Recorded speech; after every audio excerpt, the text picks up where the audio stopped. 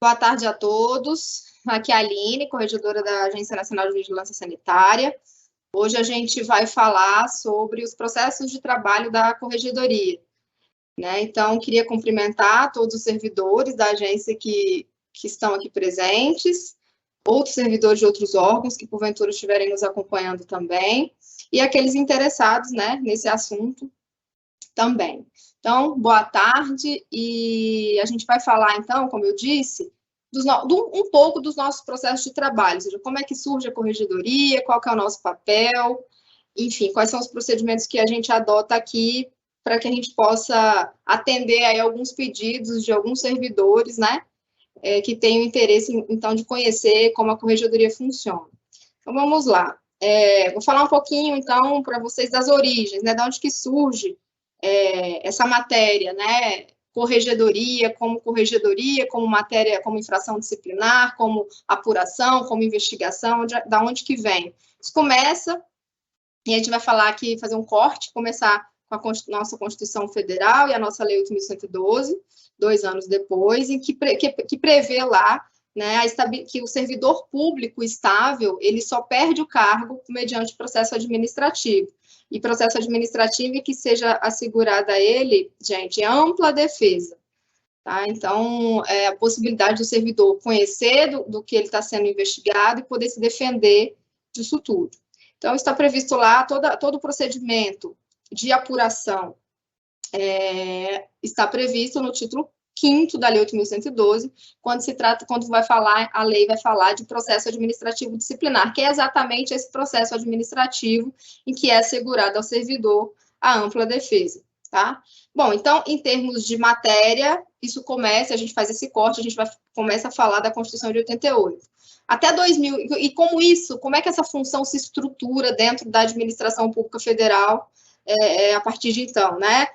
Até 2001, a atividade correcional, ela não havia uma sistematização por exercício dessa atividade. Então, cada órgão tinha a sua unidade, nem sempre era chamada de corregedoria, e os processos de trabalho eram realizados ali a partir do que estabelecia a Lei 8.112, e pouco se entendia sobre essa matéria, né? Era uma matéria que não era muito divulgada, considerada atividade meio, né, da administração, enfim. E, com o tempo, em razão do volume dos processos e também da melhoria, né, da gestão da administração pública de uma forma geral, a partir de 2001 foi criada a Corregedoria Geral da União, né, e essa Corregedoria Geral da União tinha a competência, então, de organizar essa função dentro do Poder Executivo Federal, né.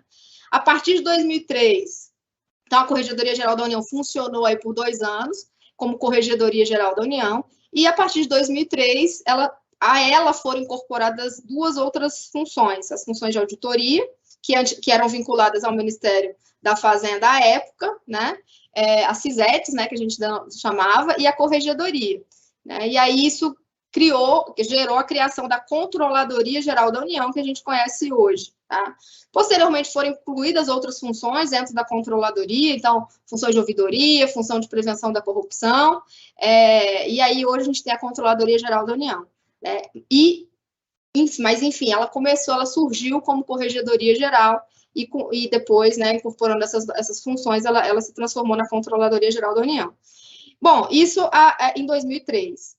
Em 2005, foi instituído foi pensado um sistema de correição do Poder Executivo Federal com o decreto 5.480 de 2005.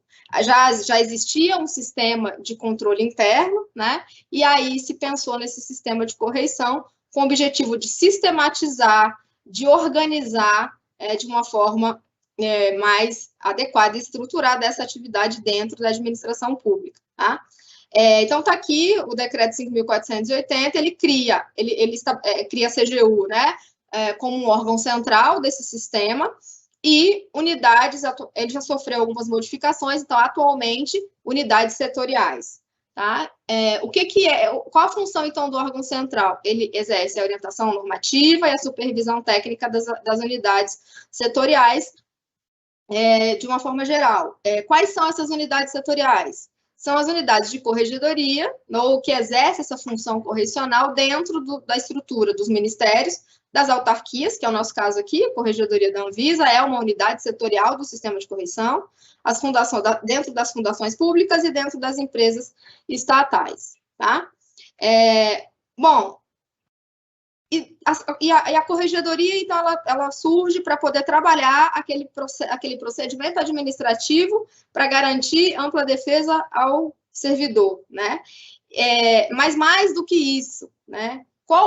Onde se insere a corregedoria dentro do direito administrativo, e aí do direito administrativo, disciplinar, correcional, de uma forma geral. Então, como eu disse, ela decorre da competência da administração impor modelos de comportamento aos seus agentes, com o fim de manter a regularidade dos serviços, né, e execução, e a boa prestação desses serviços públicos, né? Então, com isso, caso isso não aconteça, o servidor público estável, ele pode perder o cargo mediante um processo administrativo disciplinar em que é assegurada a ele a ampla defesa. Então, mas, além disso, como a administração pública tem essa competência de impor modelos de comportamento, ela tem que garantir que esses comportamentos eles sejam adequados. E, para isso, ela utiliza também, deve utilizar também da sua função de prevenir falhas, de prevenir irregularidades. Então, a busca sempre, né, o ideal de prevenir a ocorrência desses ilícitos e, caso ocorram, reprimir essas condutas indevidas. De que forma? Mediante processo administrativo que seja assegurada ampla defesa, seja para servidores públicos, seja para pessoas jurídicas, tá? Então, o papel da corregedoria está aí, prevenir e reprimir, né, falhas, erros e irregularidades, tá, gente? Bom, e o que é a corregedoria aqui,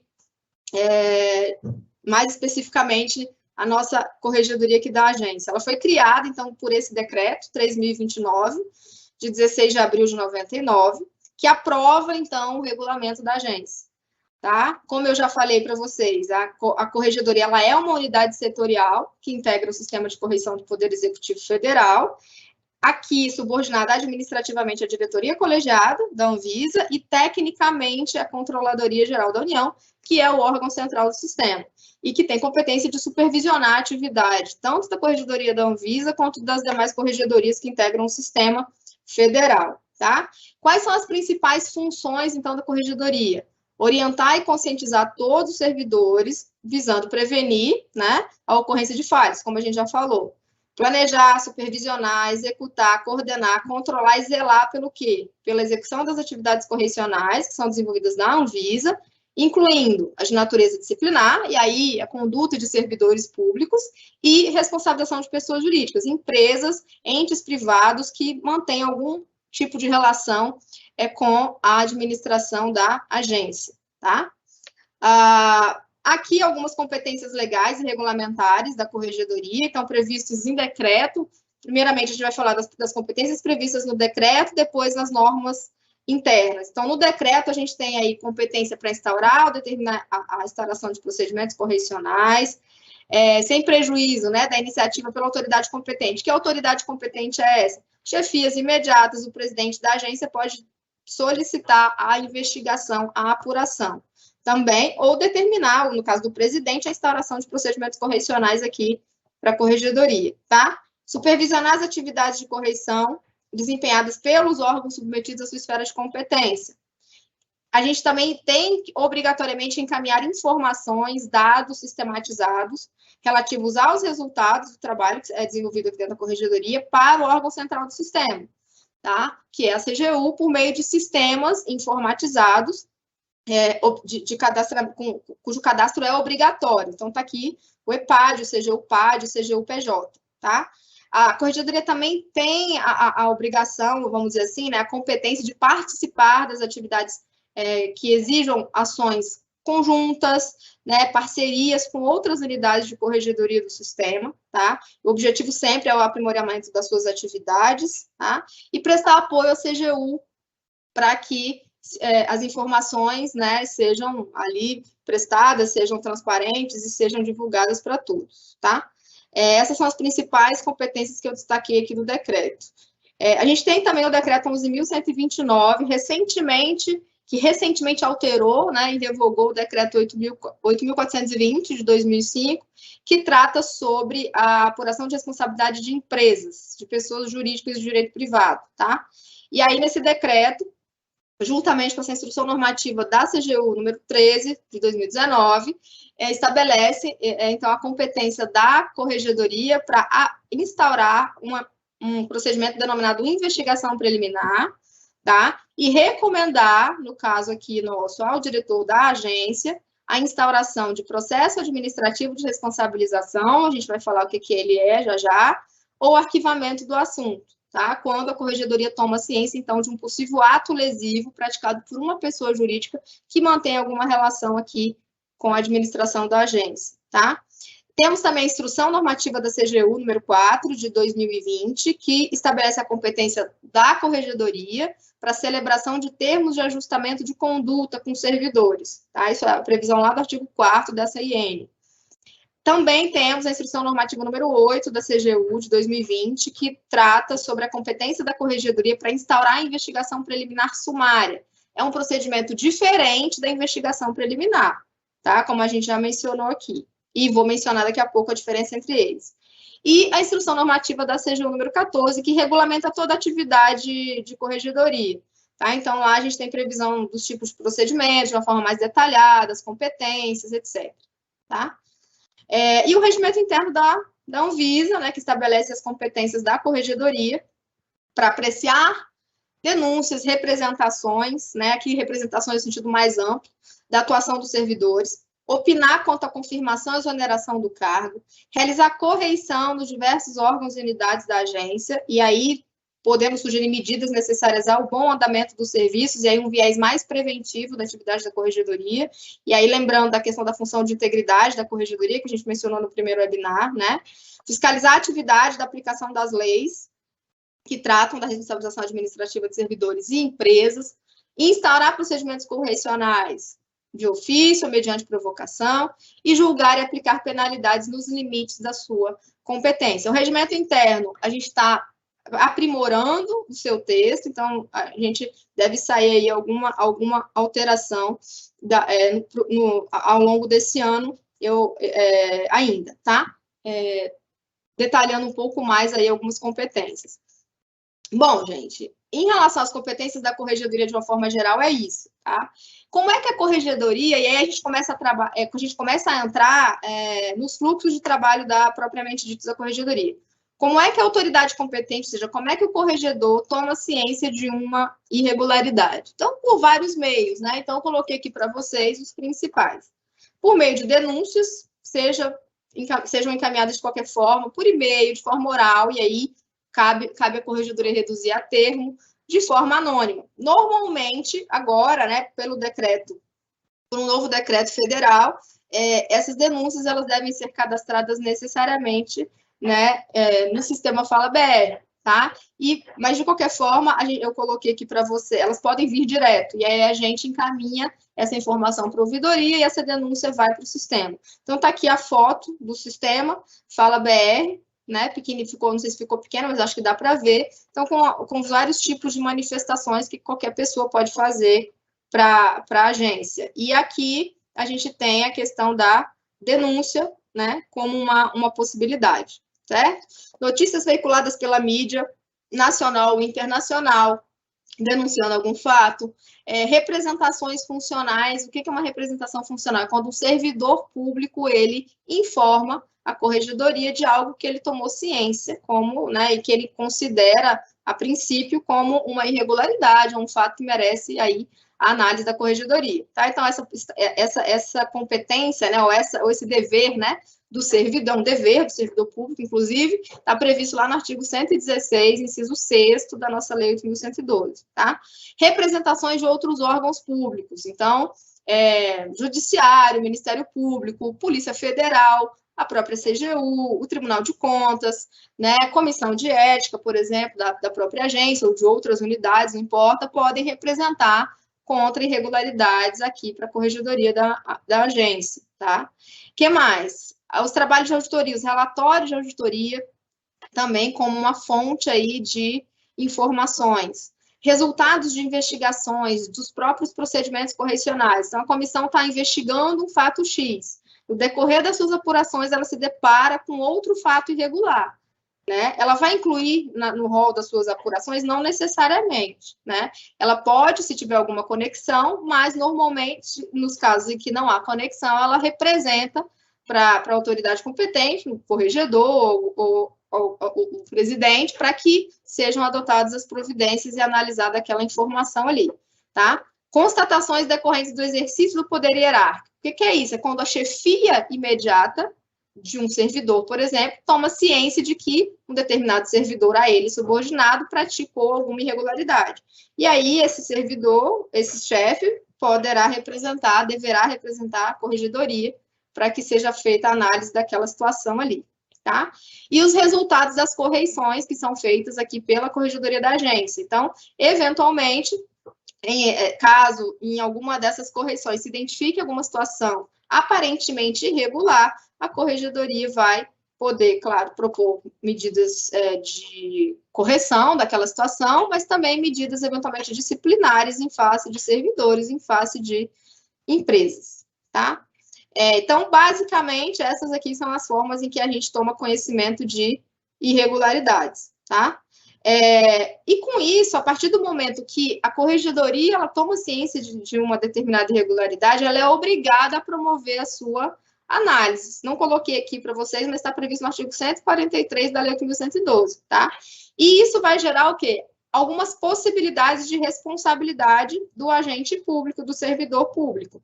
Tá? Então, eu coloquei aqui, vejam, um ato só, apenas um único ato, ele pode repercutir simultaneamente em uma ou mais esferas de direito. Geralmente, isso gera dúvidas, né? Servidor, mas não teve prejuízo, então eu não tenho responsabilidade, né? Não é bem assim. Vejam que um ato, tão somente uma conduta, né? Tão somente, por exemplo, um descumprimento de uma norma, enfim, ainda que não resulte em prejuízo, poderá resultar em responsabilidade administrativa. Então, está lá a previsão lá no nosso artigo 125 da nossa Lei 8.112. Olha, sanções civis, penais e administrativas poderão se cumular, sendo independentes entre si, tá? Existem interseções, mas a regra é que a responsabilidade é independente. Então, eu posso ter para o mesmo ato uma responsabilidade civil, penal e administrativa ao mesmo tempo. E, nesse caso, o servidor vai responder na esfera administrativa, seja aqui na corregedoria, seja no âmbito da comissão de ética, vai responder civilmente também, pelo prejuízo que tiver causado, e aí a esfera civil, tá? E vai responder penalmente se for um crime, se aquele ato que ele praticou também for capitulado como um crime no Código Penal ou legislação penal especial, ele poderá também responder nessa esfera, tá? E aí, só detalhando aqui um pouco mais, para que o servidor, obviamente, ele responda administrativamente, aqui eu vou focar na responsabilidade administrativa, é importante a gente identificar dois requisitos, né? O primeiro, a autoria, você tem que saber quem foi que praticou aquele fato, né? Eu tenho que ter, pelo menos, certeza, mínima certeza de quem está sendo, a quem está sendo imputado aquele fato, a quem está sendo imputado aquela irregularidade, seja uma pessoa física, no caso, servidor público federal, no exercício das suas atribuições, ou que tem relações com as atribuições do seu cargo, e a materialidade, ou seja, aquele fato que está sendo imputado ao servidor é irregular, não é irregular, aonde está previsto essa irregularidade? Né? Então, as circunstâncias em que aquele servidor praticou aquela conduta. Então, é o que a gente denomina de materialidade. Eu preciso ter materialidade suficiente, né, para que eu possa dar andamento ou dar continuidade a um procedimento dentro da corregedoria, tá? Então, a gente vai ver que nem sempre isso acontece. Então, quando não acontece, o assunto vai ser encerrado, vai ser arquivado, tá? Bom, então está aqui, de uma forma resumida, os fluxos de trabalho da Corregedoria da Anvisa, tá? Eu não vou entrar em detalhes aqui sobre tudo que está nesse slide, mas vou falar um pouquinho para vocês um resumo de como que as coisas acontecem. Então, se eu recebo uma notícia de irregularidade por todos aqueles meios lá que a gente viu, essa notícia, se chega diretamente para a Corregedoria, o que eu vou fazer? Eu vou encaminhar para a ouvidoria, para que a ouvidoria faça o registro daquela denúncia, se for denúncia, né? Se não for denúncia, se for representação, ela segue aqui dentro da corregedoria. Mas sendo denúncia, eu dou ciência para a ouvidoria adotar os procedimentos que, enfim, dentro da sua esfera de competência. Essas notícias, elas podem vir da auditoria, como a gente falou, né? Mas, independente disso, chegou a notícia aqui, eu vou avaliar. É denúncia, eu encaminho, informo para a ouvidoria. Se for representação, eu não informo para a ouvidoria, mas eu dou continuidade aqui dentro. E qual vai ser o primeiro passo quando uma denúncia ou uma representação chega dentro da corregedoria? Ela vai ser submetida ao que a gente chama de juízo de admissibilidade.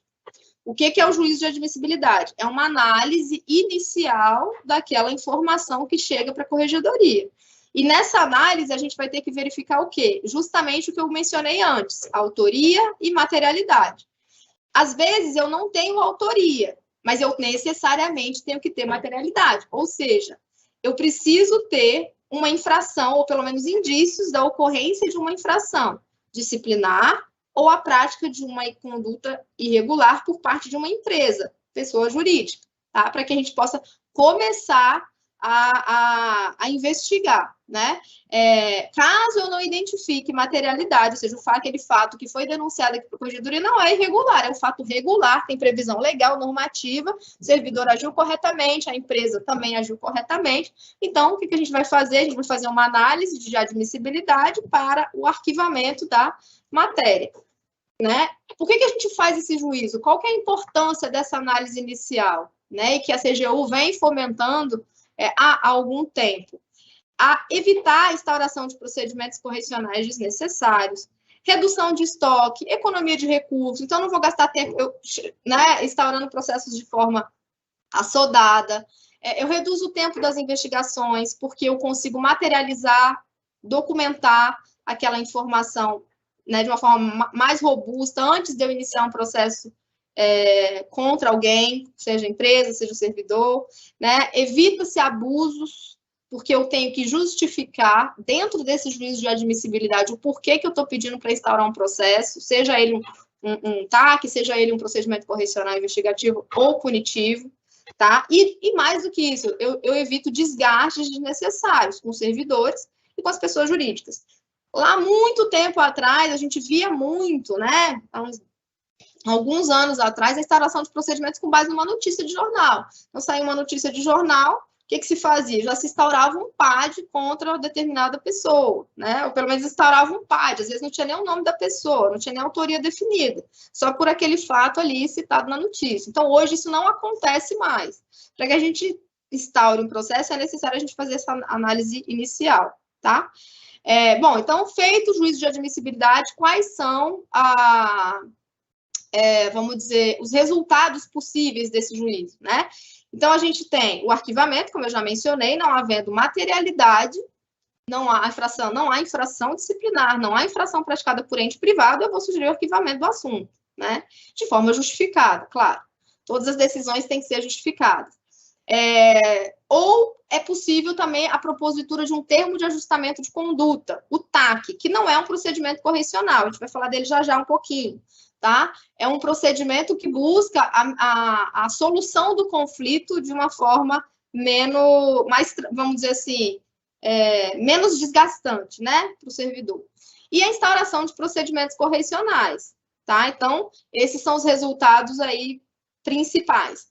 Existe também a possibilidade de, no juízo, se identificar alguma matéria passível de melhoria, algum processo de trabalho passível de melhoria pela administração, né? Então, a gente pode fazer alguma recomendação gerencial ao gestor, e aí o gestor vai avaliar se é cabível ou não, em que medida é cabível, em que limite é cabível, tá?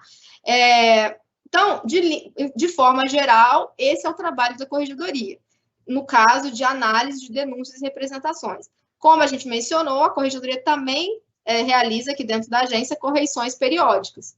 E dessas correições também poderão resultar em recomendações gerenciais, também poderão resultar em propostas de instauração de TAC, propostas de instauração de procedimentos correcionais, como a gente já mencionou, tá? Bom, então, aqui vocês veem, né, que no caso qual que seria, então, a atuação preventiva da corregedoria, né? A análise, né, de informações de processos de trabalho das unidades e a proposta de recomendações gerenciais, né? O TAC também como uma atuação preventiva, né? E repressivamente a instauração dos procedimentos correcionais, sejam eles investigativos, sejam eles punitivos. E coroando todo esse fluxo, a gente tem a capacitação e orientação permanente do nosso corpo funcional, que é justamente o exercício dessa atividade preventiva, educativa, que a corregedoria se propõe a fazer a partir, né, enfim, desde a criação aí da sua origem, né, desde as suas origens, e hoje a gente já tem um sistema, enfim, que coloca a corregedoria como uma função de integridade e formalizando, então, essa atuação aí mais preventiva da nossa unidade, tá, gente? Então, em linhas gerais é isso, eu coloquei também, destaquei ali, né, a CSQVT e a GGPES e a Comissão de Ética, comunidades de controle também interessantes e que podem atuar aí previamente ao envio de informações para a corregedoria, tá? No sentido também de orientar, de prevenir, de resolver conflitos de forma preliminar, porque depois que chega na corregedoria, a gente vai ter que passar necessariamente por todo esse processo, tá? Que eu mencionei. Então, a gente falou um pouquinho sobre essa questão da mediação e da comissão de ética.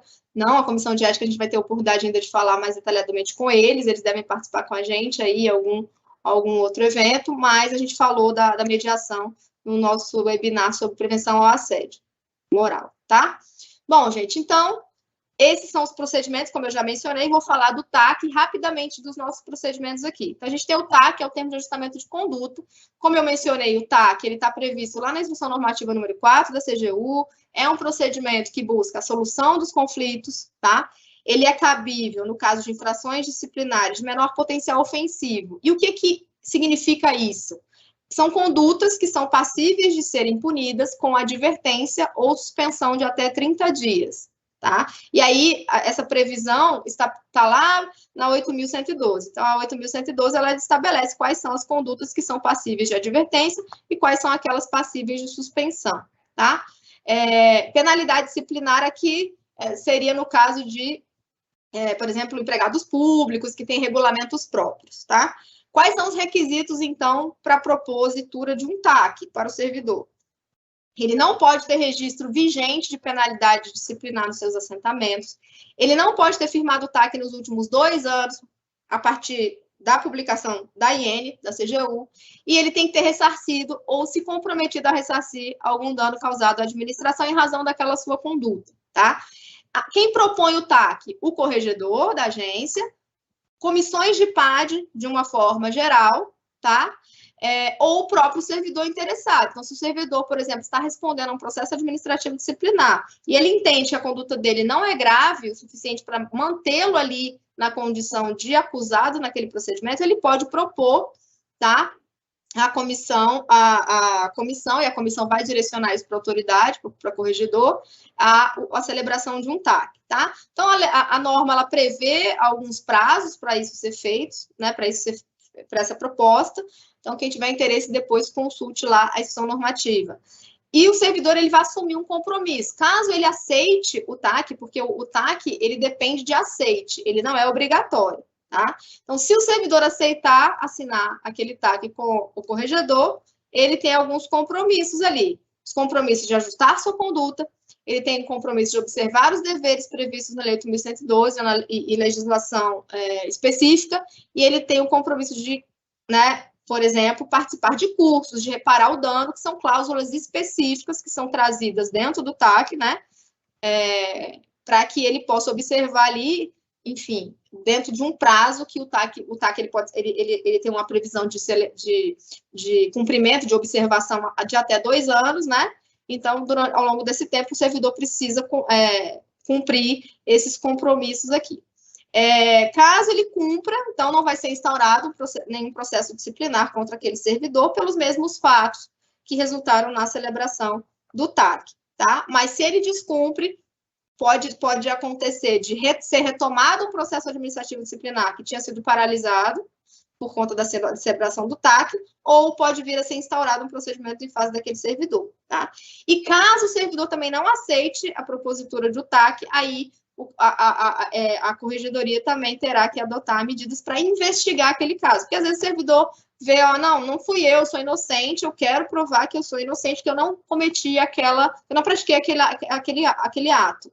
Então, tá dentro do direito do servidor, mas ó, o corregedor vai fazer o quê? Vai abrir um procedimento investigativo para analisar e verificar se de fato, né, apurar ali, garantir ampla defesa para o servidor, para que ele possa, então, provar, né, a sua inocência, tá? Se for o caso, ok?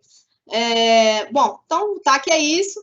Os procedimentos correcionais. Então, a gente tem, além o TAC como um procedimento de mediação, de conflitos, e a gente tem os procedimentos correcionais, investigativos e punitivos. Então, tá aqui um resuminho para vocês dos principais, tá?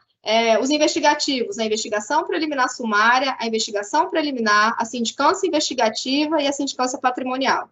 E a gente tem os punitivos, a sindicância punitiva, né, prevista lá na Lei 8.112, para os servidores públicos. A gente tem a sindicância disciplinar, prevista na Lei 8745, para os servidores temporários.